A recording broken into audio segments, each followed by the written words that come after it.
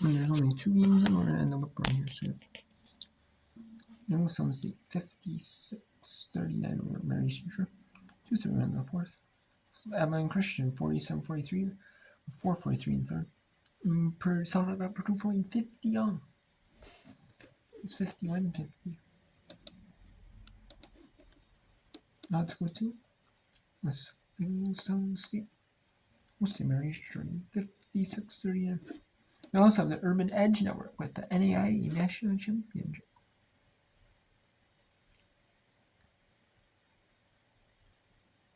You can see it's pretty full, not on the, maybe not in the middle, maybe that's the edges of this game, that court.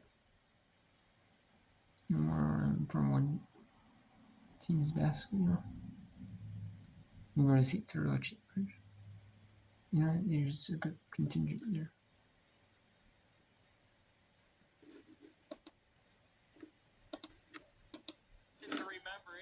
Youngstown State. They have at least 40 more minutes to play after tonight. Gregory driving in. Continuing. Yes, they will in the 40 minutes. And that will be against. If I remember that's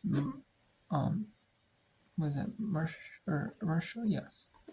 Yes, so Marshall will host Youngstown State as of now. And then we have Purdue Fort Wayne right now, up 1 on something, but either team could travel to Arkansas State for a 2 Eastern game. Then Abilene Christian and Florida Nash could travel to Illinois State.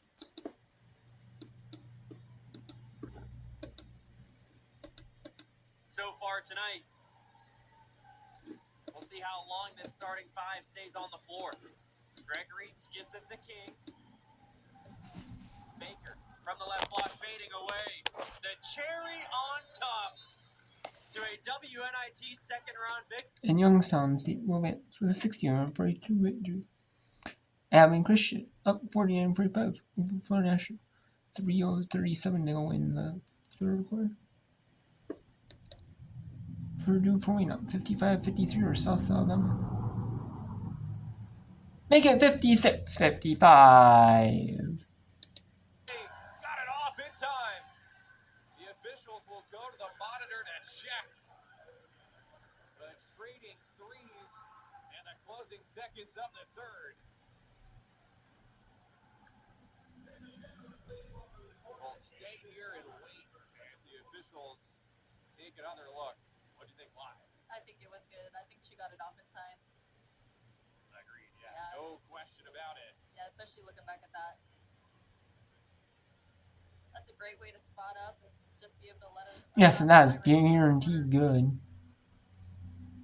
South Alabama was up by 5 at the half, and it appears that they will take a 1-point. That is clearly out of our hands. Into the fourth. Officially, buckle up.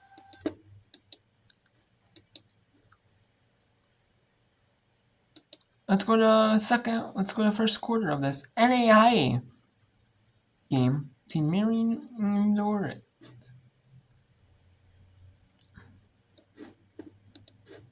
Marion says, oh, we can score in transition too. We'll pick and choose. Seavers back the other way. Down inside through the hands of Schoenhoven.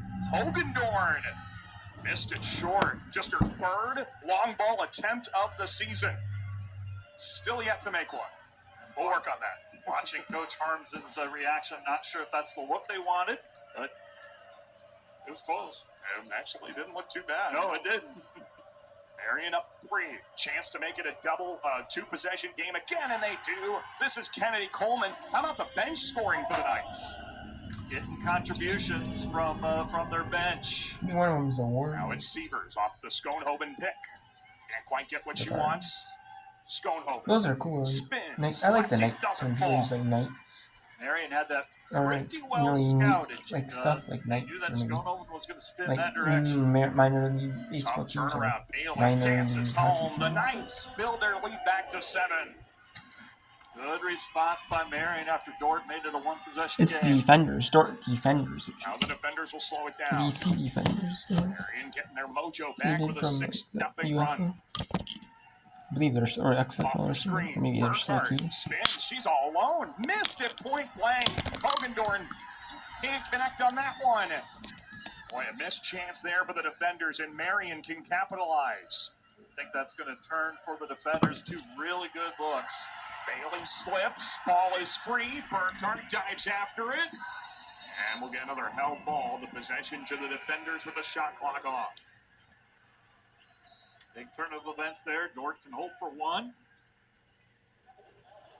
I would assume that would be the case, and trying to trim this deficit a little bit. Coming up in the quarter break, we are going to hear from the third member of our crew. That's Katie Robson, who will be joining us on the sideline. And looks like she'll be listening into that Dort huddle and get a report for us to start the second quarter. She is in position, Daniel. Yes, she's ready to go. Ready to go. Here's Burkhart as Dort tries to close the quarter with a bucket. Sievers directs traffic. Off the screen, Sievers dumps it underneath. Trent turned away from behind. Gets another chance and can't connect. And Marion will take a... So, the Marion University Knights from Indiana up 7, 19-12 on the Dort, Iowa Defenders on the Urban Edge Network. So let's go to this game between Abilene Christian hosting for International. Abilene Christian up 4 with a minute to go in the third. For the Panthers, they'll call it on Stone on the backside block. And later we'll do later when these game times get mentioned, I'm gonna mention them in the video along with the scores, final scores of the games. So we'll see what goes on. Yeah, this would be interesting games. The Super 16. The grade 8 is the 28th through the 30th, so it's Saturday through Monday. That's gonna be interesting to when the grade 8 is. I don't think we'll be able to do NCAA women's basketball whip around, because I can't do it, but if I could, do one that's not this 8, could I? Maybe, but I'm not for sure though. If I could, but we'll see if I can.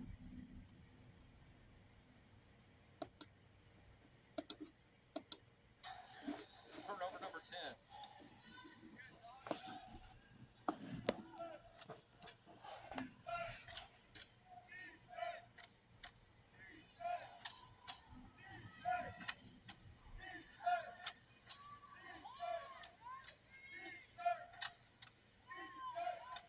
Collins going downhill, the crossover. And the layup up and good. 19 for Collins. Shot clock is off. Wildcats will hold for the final shot. Woodson kicks out Groman. Extra pass, Hall, top of the key. Got it. Her third three tonight. And that is after 3, Abilene Christian taking on Florida National at Hardin-Simmons University. Abilene Christian up 3. In what is a pseudo home game at Hardin-Simmons. And Fort Wayne, Indiana, down 1.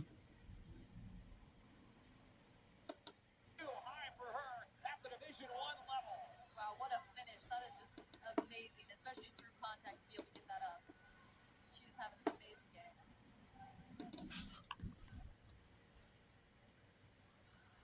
Big-time player in a big-time game. Uncharacteristic miss for her at the line. Close to 80% foul shooter.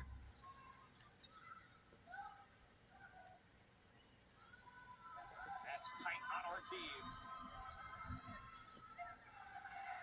A steal. 22nd turnover committed by South Alabama.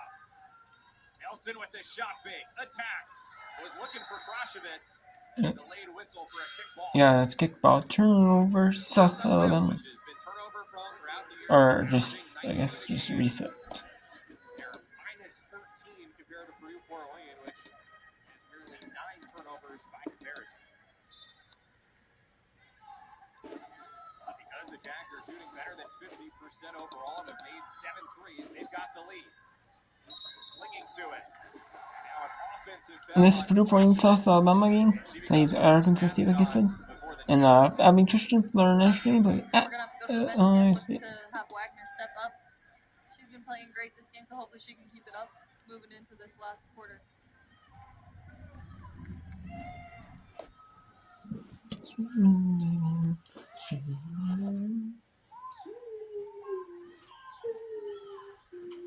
Cease, a tremendous student, studying right now to go to med school. Hit the rock here, 10 on the shot clock.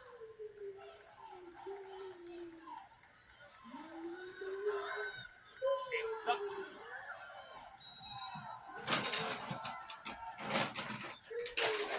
Out off BFW. One on the shot clock.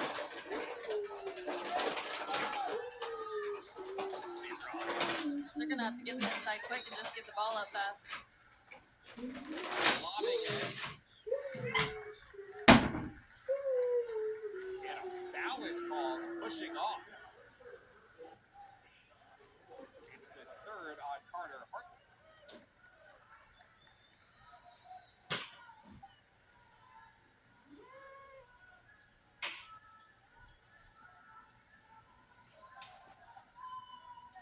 Alana Nelson at that time. She does a great job of reading how they're guarding her off of that screen, whether she needs to bounce back, flare for a shot, or if she needs to go towards the basket. Gonzalez got it. She is shooting well tonight as well. They're 50% as a team from 3. After the Lee miss, South Alabama, which has answered every punch so far. He checked that time for Gonzalez.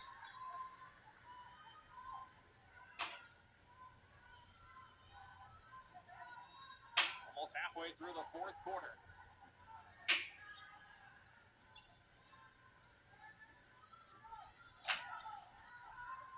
Reed to Lee.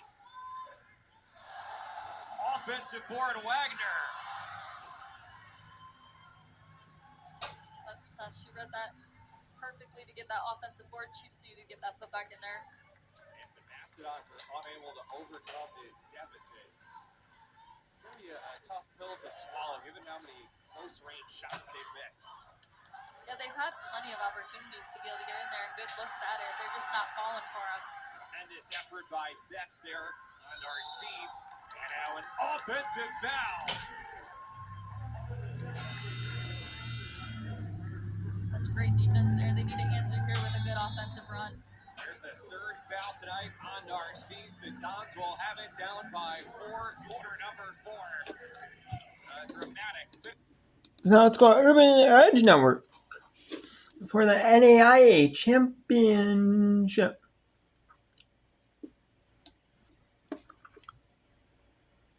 What a thrilling NAIA title. A 2-point game. I guess I need to respect the NAIA more. I just do.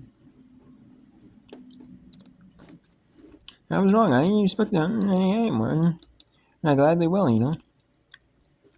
No.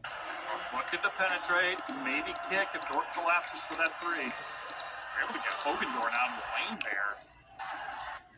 Urban Edge Saw an opportunity to drive. And you can Looks see like none that's been Hogendorn's second personal foul. Wow, so that's I can respect it. That'll put Hogendorn off the floor. Baker also exits. I like watching flag football women. Ooh, wow. I love watching flag. Ooh, nice.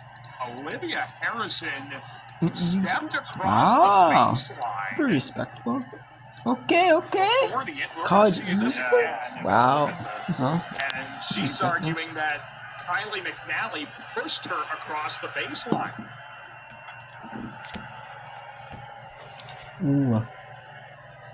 So what now? So I wonder what the call is. It was close to a 5-second call. Initially, I thought maybe a technical, but it looks like just kind of a duel. I believe they gave a delay of game warning against Dort. Okay, I think if that's what I heard correctly. Three rolls off the rim. Harrison has the rebound. Dort has a chance for their first lead of the night. They can sink a three. Dort will give that look all day on the defensive end. Make Marion shoot the three. Severs misses the shot and will go to the line.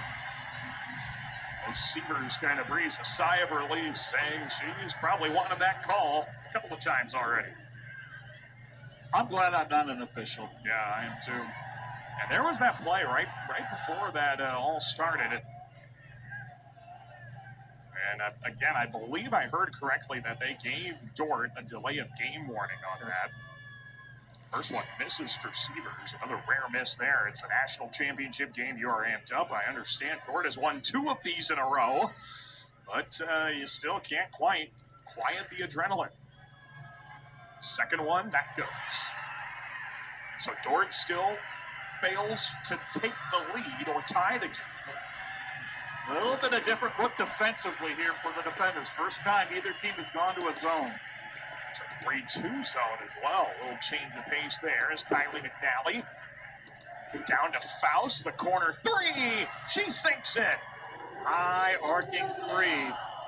Big shot. Olivia Faust, big bucket. Severs around 2 and finishes. Go good, Daniel. That is her little move right there. Doesn't matter how many players are guarding her. There's a couple of players on the floor that are like that. McNally's certainly one of them. There's Kylie down in with the left hand. It rolls off. Trent has the rebound, threw it away. It's Fisher. This is a 2-on-2. The layup missed. Kylie McNally, the rebound. She wisely brings it out. Down inside, off the fingers, stays alive. Now it's out. It'll be Dort basketball. The defenders have cut it to a 1-score game. And we'll see if they can cut it closer when we come back as we take a look at the turnover that sends us into the break. We're back with more national championship basketball in just a moment on the NAIA and Urban Edge Network.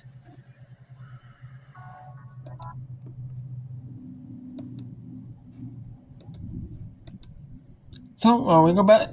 Well, that is in commercial. We'll go to with their sponsors. Well, let's go to Purdue and commercials. We'll go to Purdue for hosting South Alabama.